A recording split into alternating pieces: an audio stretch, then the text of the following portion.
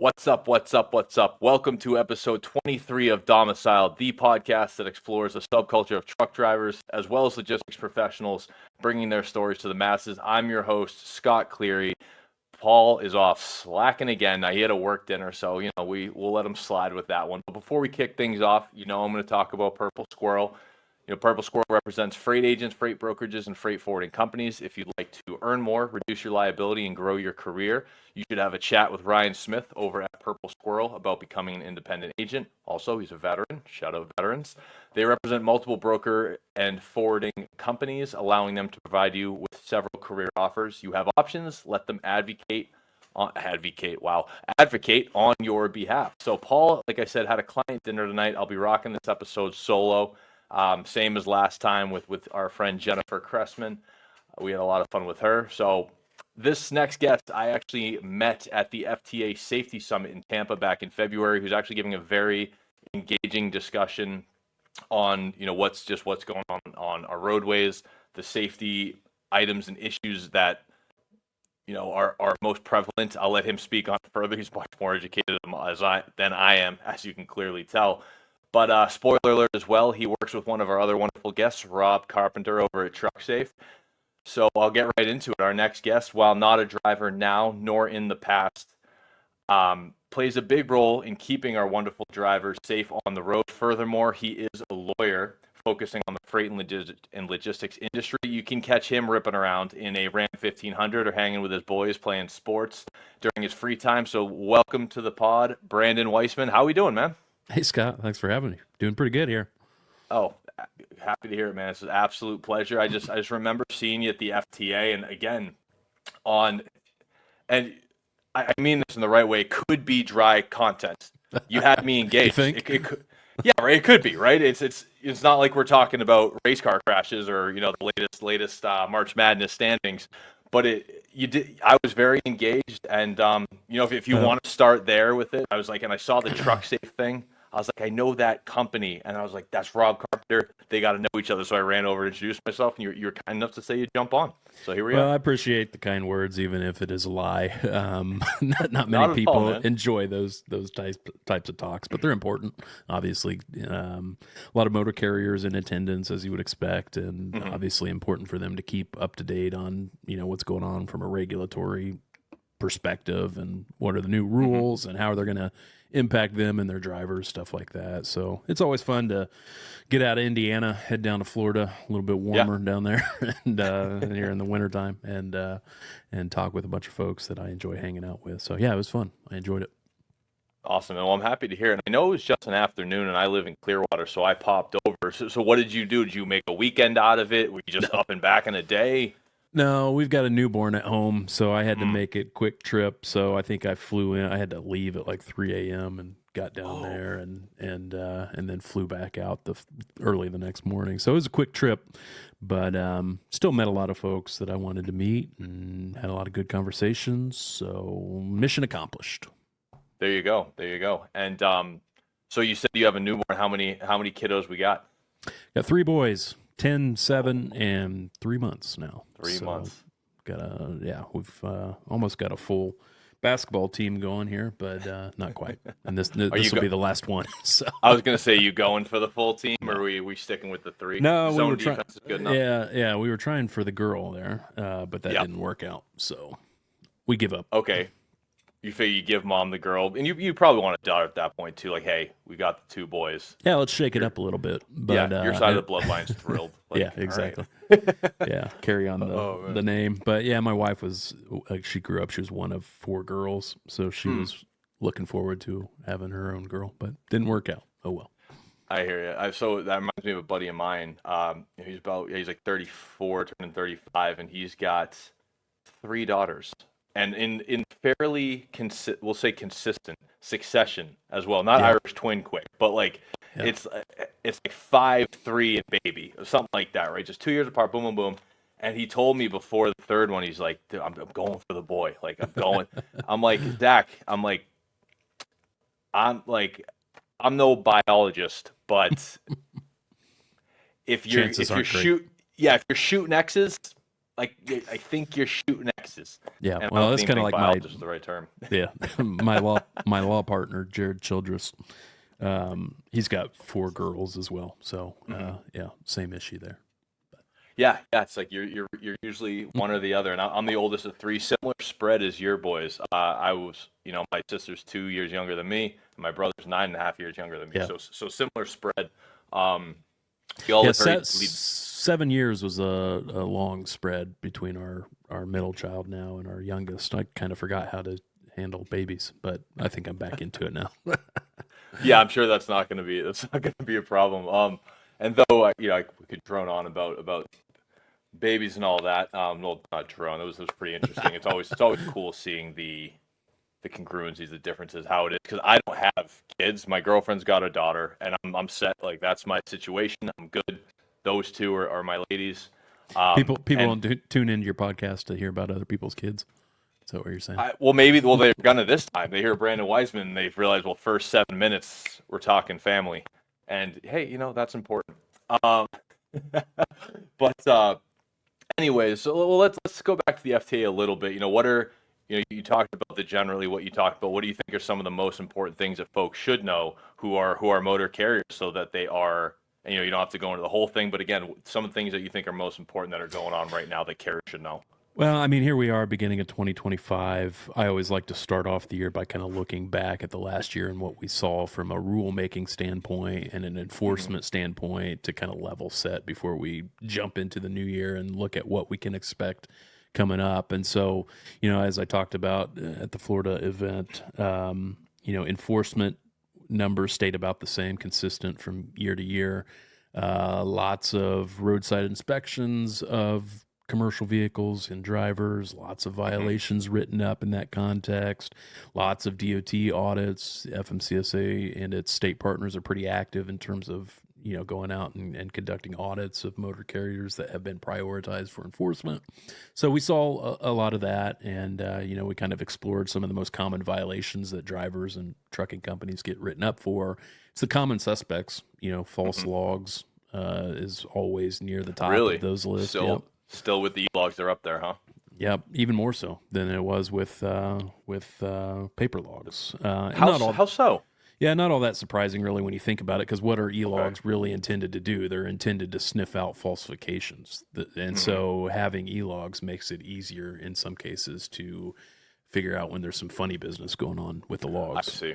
So namely, misusing personal conveyance status is the top offender for log falsifications. But so that's always up there, and that causes significant problems for drivers and for fleets. So we talked a lot about that and kind of ways to avoid that type of stuff. But, looking forward, what we might expect here this year and in the coming years, obviously the big news right now is that we're in the midst of an administration change, right? We just got a new president, and whenever you get a new administration in office, then it's inevitably going to trickle down to the federal agencies, of which FMCSA is one of them. And so there's some turmoil right now in terms of the staffing at the agency, which is, again, kind of expected. Kind of a weird thing that just happened recently is FMCSA, there's a lot of turnover at the head spot at that agency. So the administrator for the FMCSA, the person in charge of that agency, there's been a lot of turnover since the agency has been in place. And even just in the last 5 years, I think we've had more than a handful of people fill that position. And just in the last couple of weeks, the US DOT had appointed someone to that position. They announced the appointment, and then 2 weeks later, they scrubbed her name from the website and they appointed somebody else. So, it's not quite sure what's going on over there, but now we do have. Are we ever really sure? Yeah. So, good news is we have somebody nominated now, and that's who the Trump administration has nominated. His name's Derek Bars. I don't know a whole lot about him other than he's from Florida. He was former chief of the Florida Highway Patrol. And apparently pretty active with Florida Trucking Association. That's good. But in any event, he's nominated, so he will, that's a Senate, it has to be a Senate confirmed position. So Trump nominates him, then he will go before the U.S. Senate and will have to be confirmed by a majority of the senators. And then he will be in that position going forward. So. Gotcha. Okay. So that's the big thing going on. Yeah. But, there's always some kind of rule makings bubbling up at the agency, always something going on in terms of tweaking existing rules or, Yeah. enacting new ones, stuff like that. So, the ones that we're always watching, the speed limiter rule always gets a lot of attention. I suspect that one's probably not going to go anywhere anytime soon. And then and it currently there is a limiter, or is there a governor right now, or there's not? There isn't. I didn't think so. There's no federal requirement for speed limiters on commercial vehicles. The agency has toyed around with that going back to 2016 is when they had first toyed around with it, and they have continued to toy around with it year after year after year after year, and it just never gets finalized. And so it's still being talked about, 10 years later, but probably won't go anywhere, particularly under a Republican administration. You usually don't see with a Republican administration kind of consistent with their philosophy, you tend to see more of a rollback of regulation at the federal level. Yeah. And so with that, with the governors, right, I always found that interesting. What is your stance on having them? Personally, I think they're probably more dangerous because you can't react. Not that trucks speed up quickly, but sometimes you need to speed up to get out of a bad situation. That's what I hear. I mean, I can only go off of what I hear from my clients and from the drivers I talk to. I've never been a commercial driver myself. And so I'm always interested in what the data suggests. Or if we're going to mandate these things, there better be good data to suggest that it's going to cut down on accidents, is kind of always my stance when it comes to any regulations, really. And if the data doesn't bear that out, then I don't think it's worth moving forward with any type of regulation. And to date, I haven't seen data that really suggests that it's going to go a substantial way in minimizing highway accidents. So it's and for that reason, this rulemaking has gotten a lot of blowback in the industry. I mean, thousands and thousands of comments submitted to the docket, and most of them strong negative. Stance on it. Yeah, most of them negative. So yeah, for all those reasons, I don't really see it going forward anytime soon.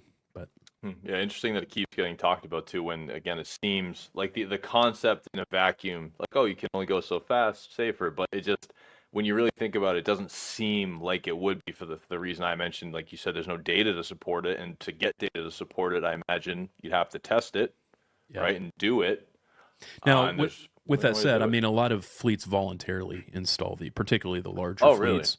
Really? Yeah, most of the larger fleets will have their vehicles governed at a particular speed. So it's not unprecedented for this technology, but mandating it across the board, I don't see happening. Gotcha. Okay, and probably the larger carriers, just from a liability standpoint, their lawyers are like, hey, you should do this. That, and I also hear it has other benefits, like it improves your fuel mileage. If you are going slower speeds, and helps with maintenance, on the tires and wear and tear and stuff like that. I mean, that's what I hear. So I don't know to what extent, but that's what I'm hearing.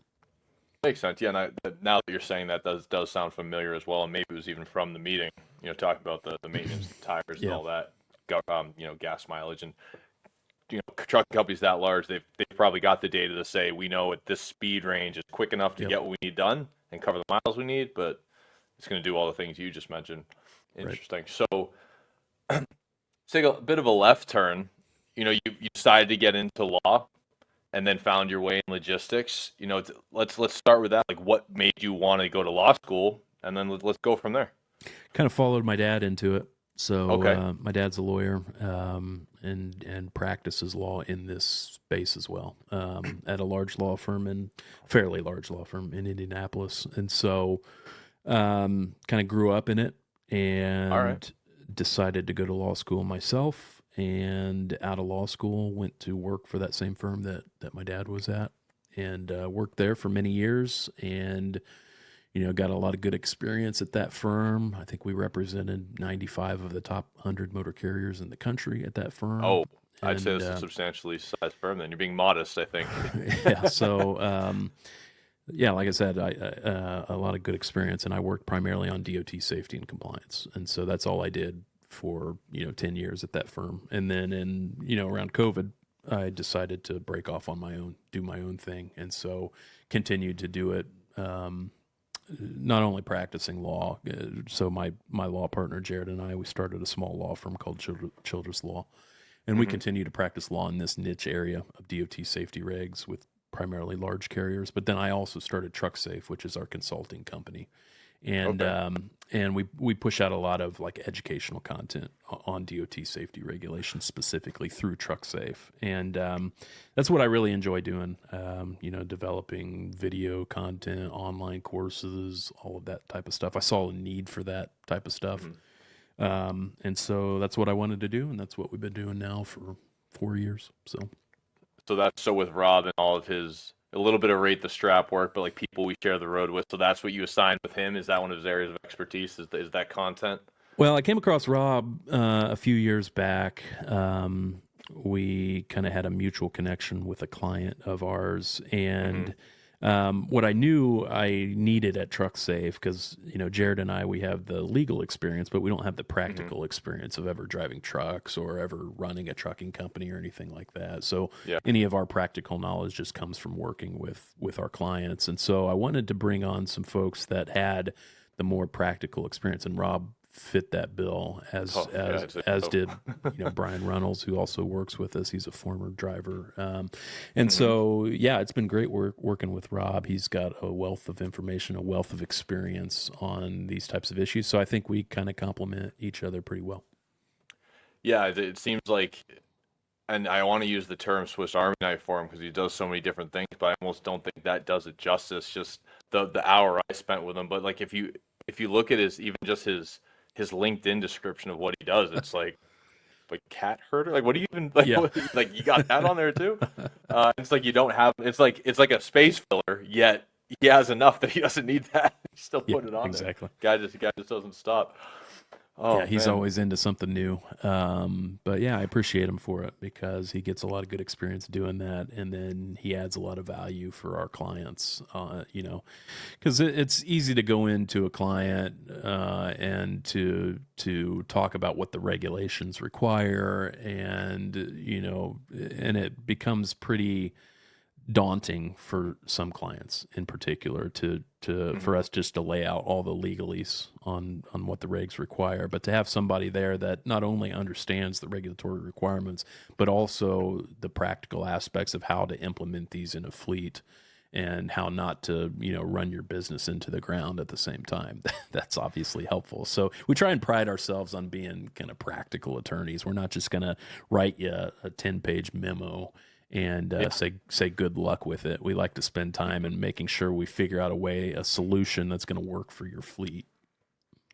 Yeah, I think it's, and I only know this industry professionally, right? And I'm as the company I work for develops its fleet product, and I speak to more fleets, and having conversations like this, I'm just realizing, like, really, even if you just wanted to start up 2 trucks, that CDL requiring over the 28 feet, right?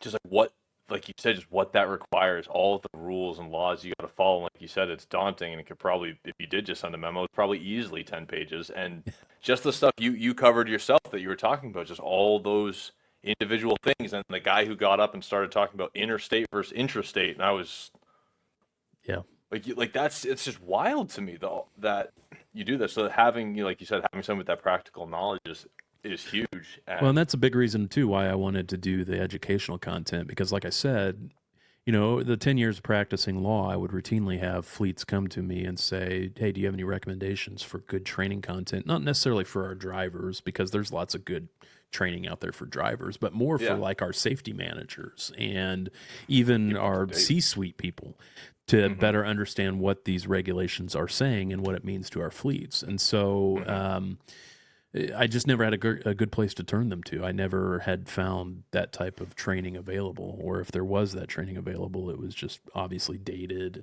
and not very engaging. And so I had a background in, actually had my undergraduate degree is in marketing, and I also owned a video production business before I went to law school. And so I thought, hey, if anybody can, and plus my experience at the law firm for 10 years working with these regulations, I thought this seems like a natural fit. I should just go and build out that content. So that's what I've done. I mean, we've got all kinds of, I think we've got over 100, videos on our YouTube channel now, several thousand subscribers there all about DOT safety regulations and trying to break it down into layman's terms.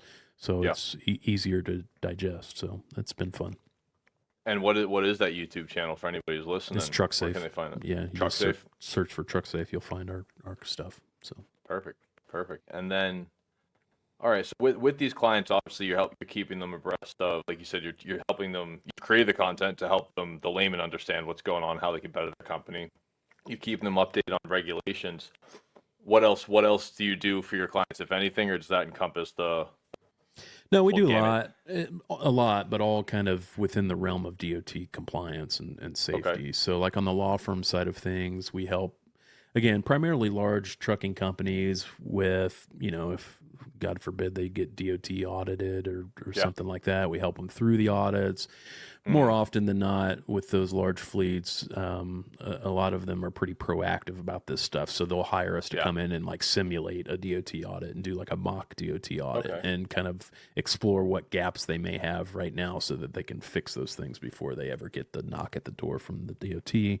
So we help them with that. We help them with the day-to-day things that come up, interpretations of the regulations. We help them with appeals to the FMCSA if they ever need to appeal any kind of like a safety rating downgrade, or we do a lot of work in mergers and acquisitions as trucking companies are buying other trucking companies, or private equity is buying trucking companies. They obviously need somebody to go in and take a look at the DOT aspects of that company and make sure that everything's in the on the up and up.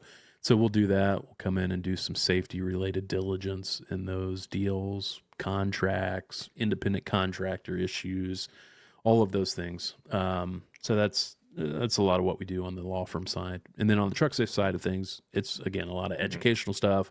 We do a lot of training, in-person training. We put on a conference once a year called our Fleet Compliance Boot Camp that we have, 100 or so safety professionals come and attend that. We talk nothing but DOT compliance. So. Gotcha. All right. So you do definitely do a lot, and a little bit of everything. A little bit of everything. So definitely will keep you busy. What I have a couple things to ask here, but first, so of all the things you do, what excites you the most? Like what really gets you going? Excites me is probably not the right term, not the term I would use. What just revs your engine, Brandon? Nothing in my professional life, I would say, is all that exciting. We can shift as well. No, it's. I would say the thing that I enjoy the most in my professional life is creating the content. And it's just something. Like I said, I had that video production business before I went to law school, and I loved doing that, the creative aspect of it. You don't get a whole lot of creativity when you're practicing law day in and day out. I mean, there's a little bit of outlet for it, and like you're right, I did a lot of writing, brief writing and stuff like that, and that was really the only creative expression.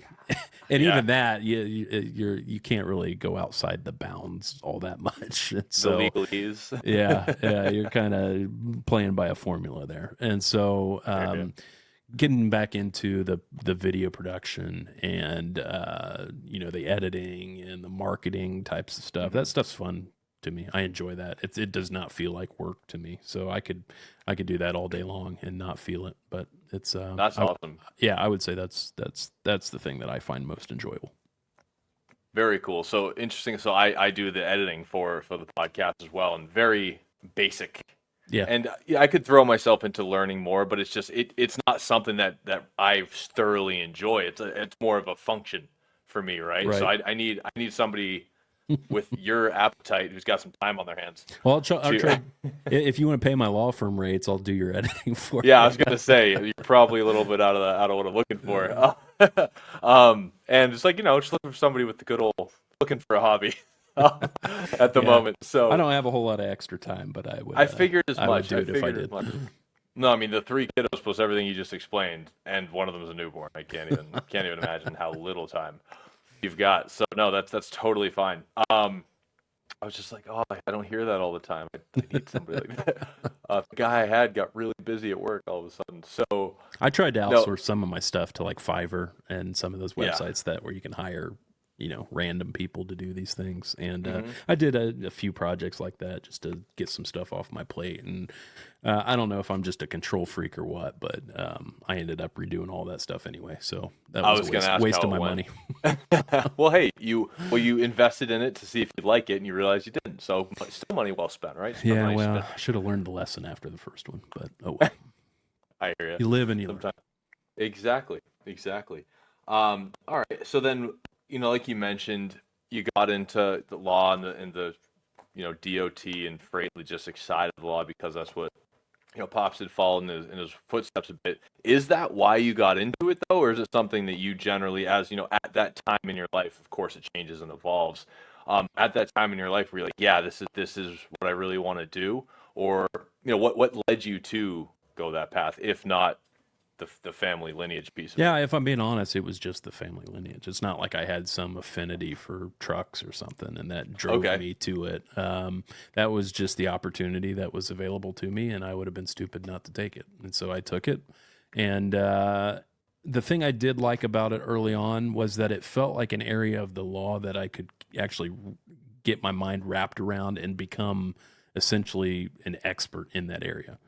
Whereas some areas of the law, you could work your whole career in that area and Mm-hmm. really only kind of, um, scratch the surface. And so when it came to DOT regulations, specifically safety regulations, working in the first few years, I recognized pretty quickly that, hey, I think I can. There's not many attorneys in the country that specialize in that area specifically. First of Yeah. all, Okay. and so I felt like that was a good use of my time, because if I can get myself completely up to speed with these regulations and working at this great firm where I'm working with the largest carriers in the country on these issues, it won't Yeah. take long before hopefully I become a household name when it comes to DOT safety regulations. And so I've been fortunate enough to have started down that path, and it's taken me to this point. So happy to have gotten into it, even if that wasn't really born out of any kind of passion for the Yeah. industry or anything like that. Well, yeah, and I think that's what most of us end up trying to do, right? Like I didn't go into college thinking like I'm gonna be a freight broker, right? And I don't think anybody does, unless you go into it as a major, I guess now, right? And Yeah. that's probably just where you're starting. You have higher aspirations, and not there's anything wrong with that. There's people who sling freight, and plenty of them. Um, Yeah, but and to be clear, I mean, I'm very yeah, grateful yeah, for the industry and everything it's given to mm-hmm, me and all of the relationships that I've built over the years. I love it, mm-hmm, and I wouldn't leave yeah, it now for something else. But yeah, my point was, it's not passion that drove me into it or anything like that. yeah, and that's exactly where I was going with this too. It's like I didn't have a passion for it. I didn't know what to do at the end of my senior year. And I called my dad frantic. I'm like, what? Like, I was a good student, 6 classes on a roll. I was like headed up to society. I don't know, some nonsense. My senior year, I was an RA, which anybody who knows me, that's like hysterical. I did okay, but they needed a token straight white guy, and that's all right. That's fine. I went to school in Boston. It's a very, we'll say, diverse community up there. So they needed me.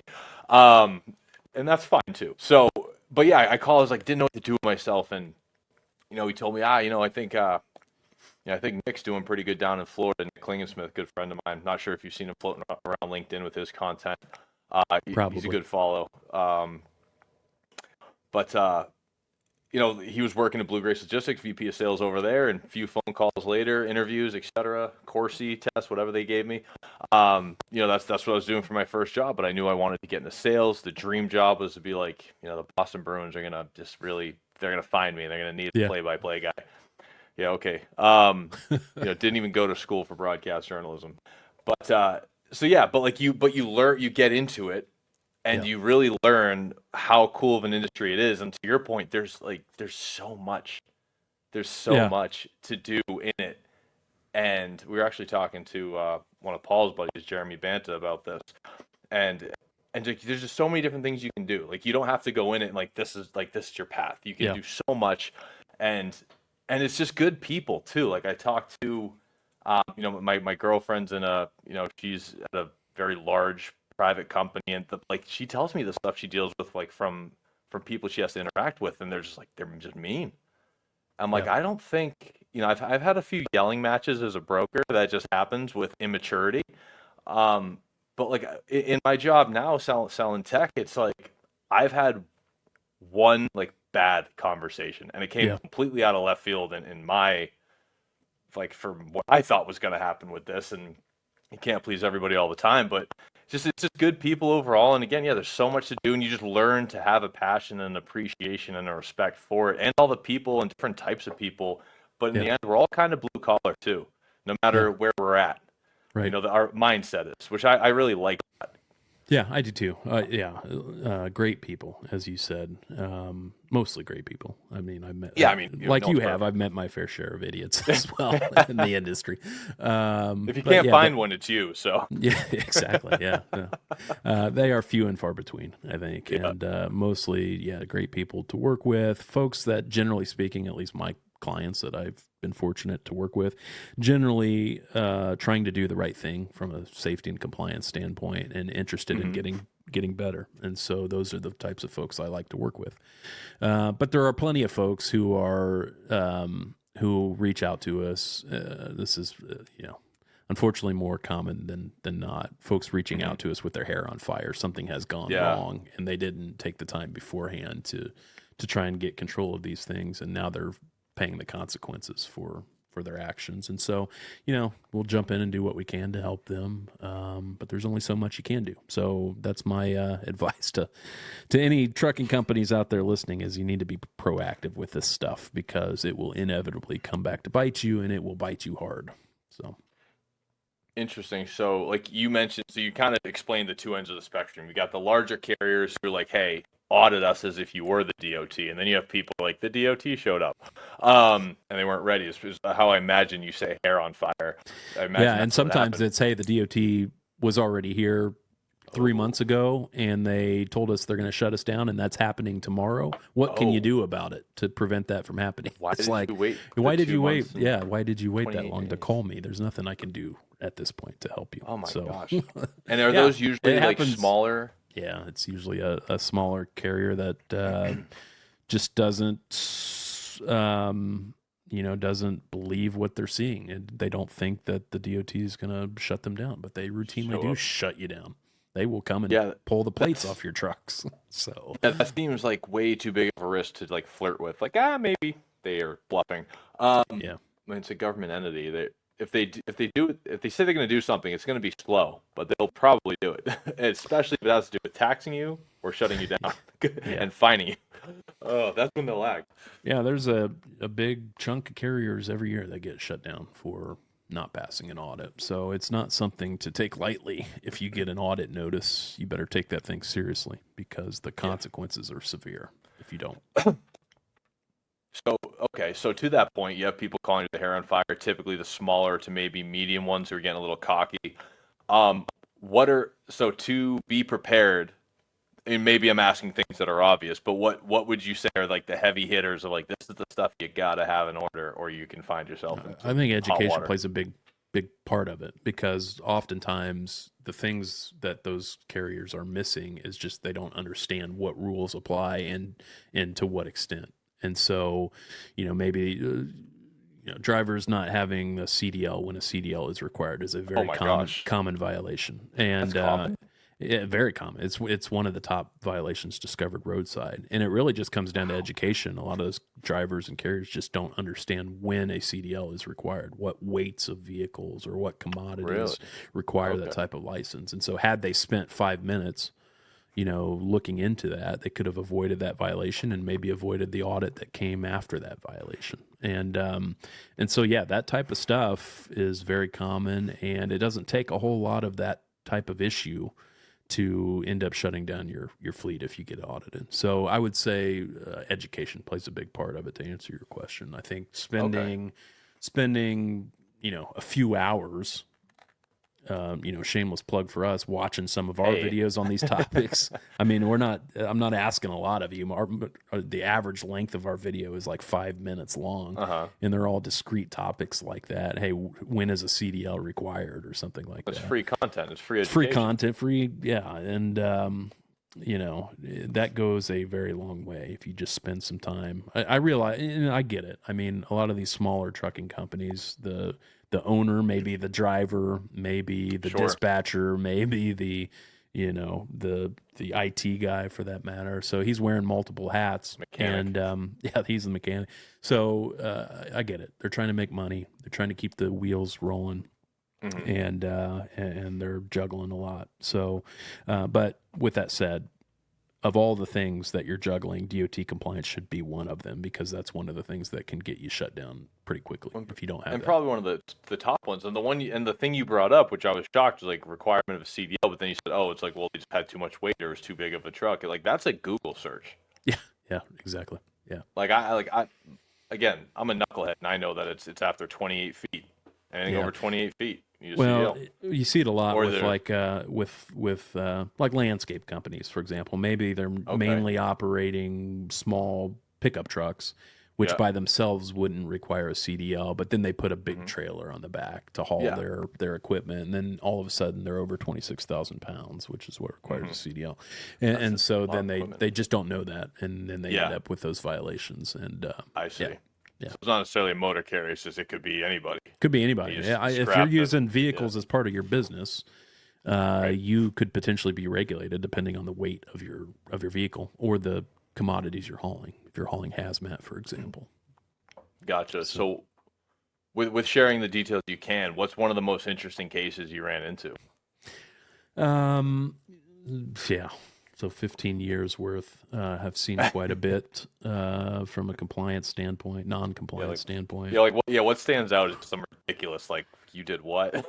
Well, the most ridiculous thing I ever got was a few years ago. I got a call from a driver who was frantic and wanting to know if I could help him. He had purchased some fake urine on the internet so that he could pass a drug test.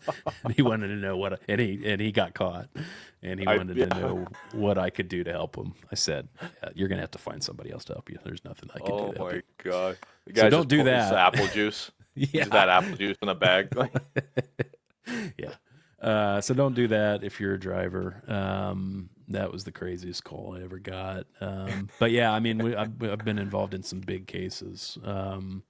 We had a publicly traded several tens of thousand driver fleet once that got audited by the DOT and got an unsatisfactory rating out of that audit and was on the brink of being shut down.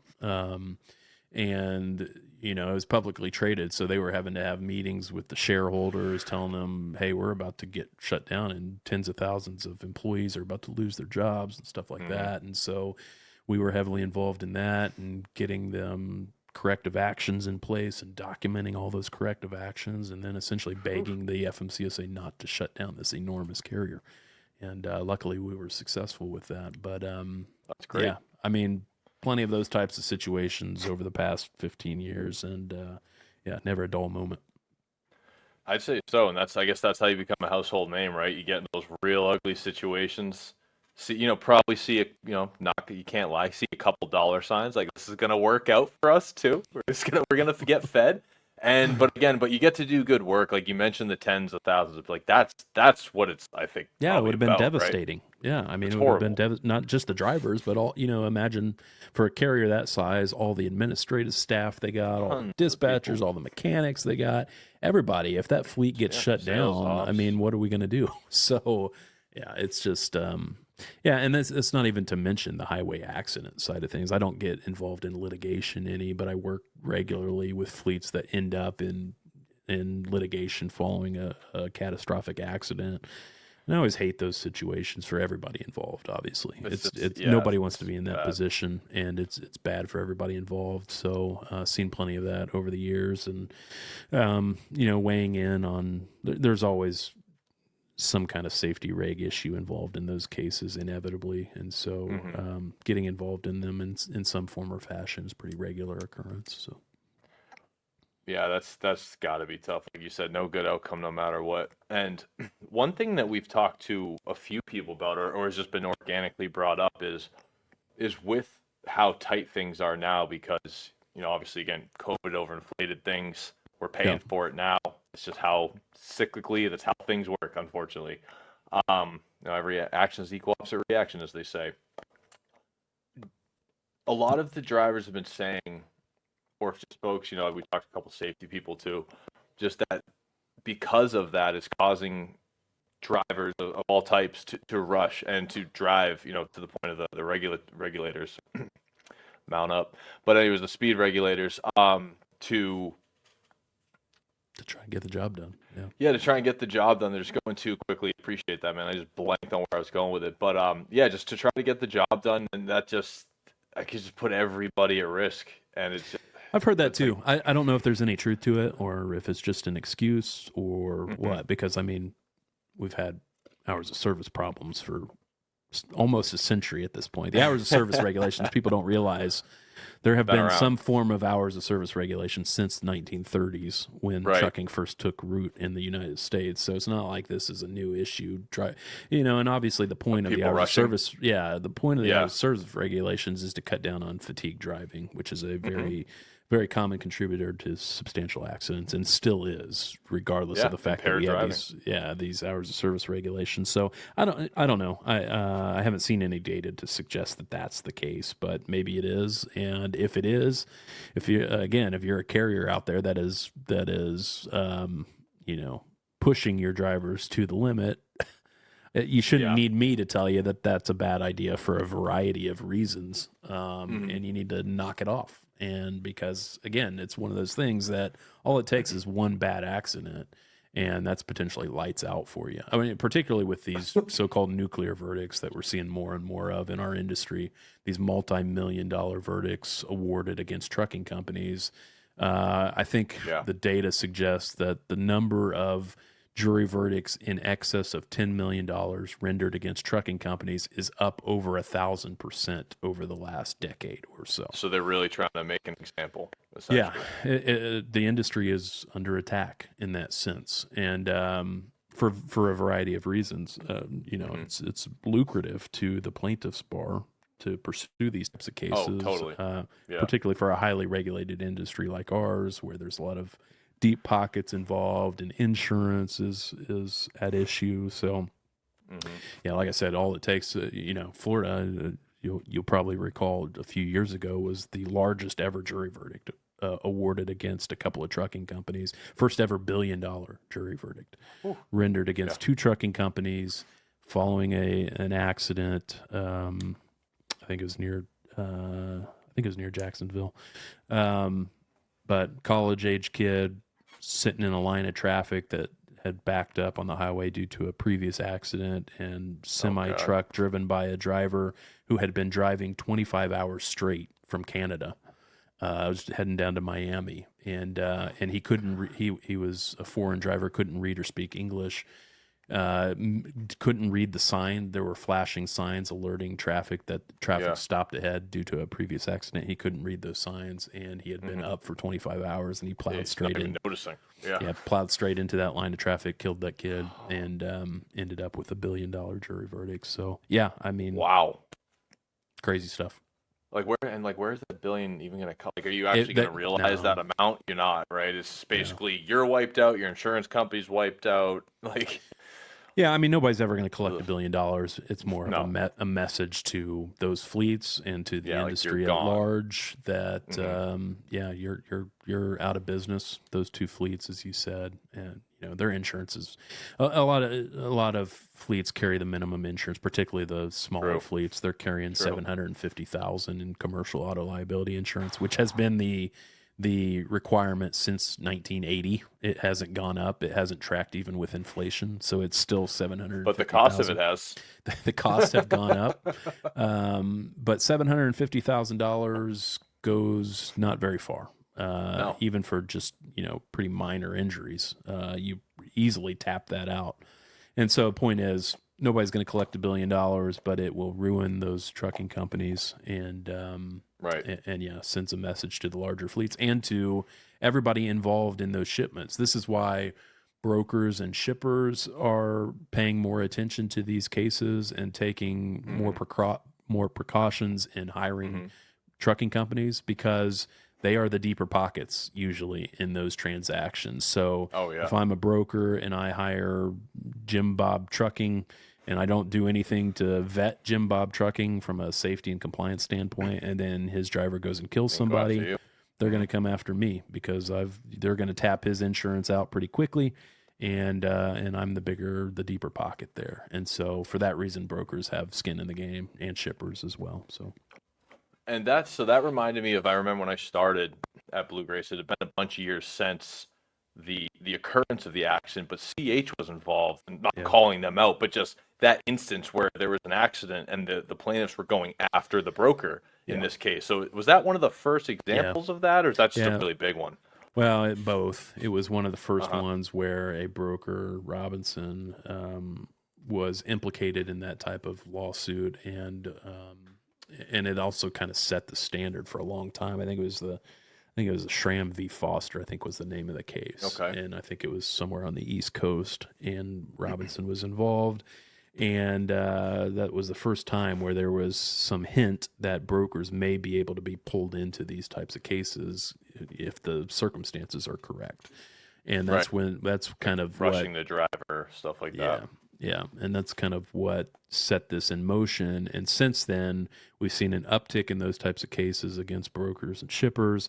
And there's some good defenses to that type of case. If I'm a broker, there's what's called F4A preemption, that you could argue there's a federal law that essentially could shield you from that type of liability.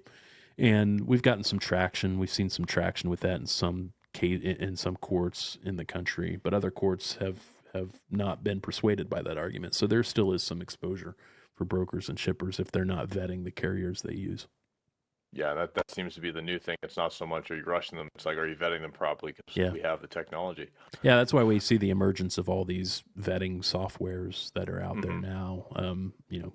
Carrier 411 and Carrier Sure and all of those other highway and stuff like that. Yep. Yeah, absolutely. Well, hey man, is there anything else that you wanted to go over or cover while we're here?